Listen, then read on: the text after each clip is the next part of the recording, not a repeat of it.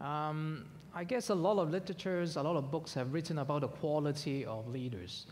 And from all the lessons learned, I have distilled one learning observation. A lot of books talk about the quality of leaders. They define as integrity, visionary. Jim Collins mentioned about modesty, etc., etc. And there is one quality that it's seldom being put in the first place, but it always pop up, as a second, third, or fourth point. And I believe that quality will be the quality that the leaders in the future have to pay more and more attention, because that one quality is going to be increasingly important for leaders to manage their organization, be it commercial or not-for-profit. And that piece of quality, I believe, is communication. To be an effective communicator. Because as you mentioned, the slide put up, as Mr. Drucker said, leaders is the person that has followers. So leaders have vision, but the vision has to be shared. And we are living in a very complex, increasingly complex society, thanks but no thanks to the internet. And there are so many different stakeholders we have to manage. It's not just our internal customers, it's our external audience, the media, other different stakeholders. And we are always working in collaborations. So as a leader, we have to be very clear, clarity of our vision in terms of sharing with the others, so our task, our vision can be shared. So I believe if we have to single out one quality, I would say an effective communicator. Okay, thank you. Very relevant to the industry you represent. Thank you. How about the next gentleman? Me? Yes. I think in order to have followers, because leader is defining a leader is people who has followers. If you don't have a follower, that means you are just another guy on the street. Now, the quality I really trust on is trust. Integrity, trust, it's an overused word. So I would like to do an anatomy on trust. Anatomy on trust is dividing the word trust and then say what are the things that is under the word trust. And I found there are 13 of them. First, these are the things that we are afraid of. So we can turn it around and say, if we are afraid of those things, what are other people afraid of things? Things that other people are afraid of. So think of yourself as a biocomputer, and you have a set of things that you can do. Those are application programs. Communication is an application program. Vision is an application program. On the other side, you have what we call the personal operating system. And it's in your operating system, personal operating system.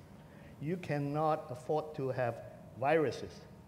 If you have those viruses in your operating system, then you destroy trust. And these are, Chinese say, 仁義禮智信忠勇孝悌廉恥改恕. Right? This is, are you kind? Right? Are you fair? Do you, do you deal with people fairly? Do you treat people with respect and politeness? Are you trustworthy? Do you cheat people? Do you betray people? Are you a coward? Well, and every time you walk into something with a friend of yours, and then we look around, you're not there. Trustworthy. Are you corrupt and get other people in trouble? Well, anyway, I wouldn't go through. Well, I can go through all that. Do you always make the same mistakes and refuse to change? And do you forgive people? Do you forgive yourself? Now, those are the things that actually, I wouldn't say universal, but it's shared in all cultures.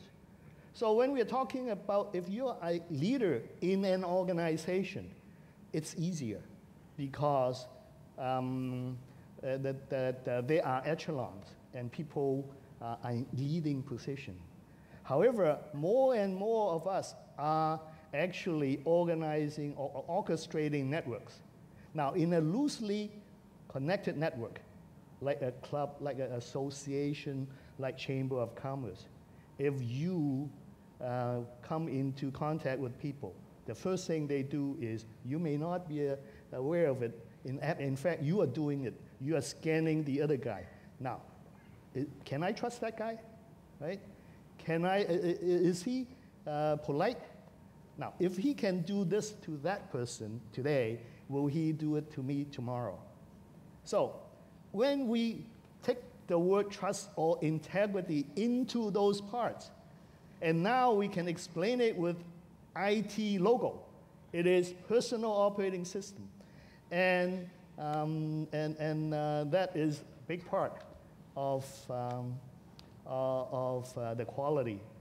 People would hire us for what we can do. People will respect us for what we are, but they will only trust us if they know that we will never do anything to hurt them.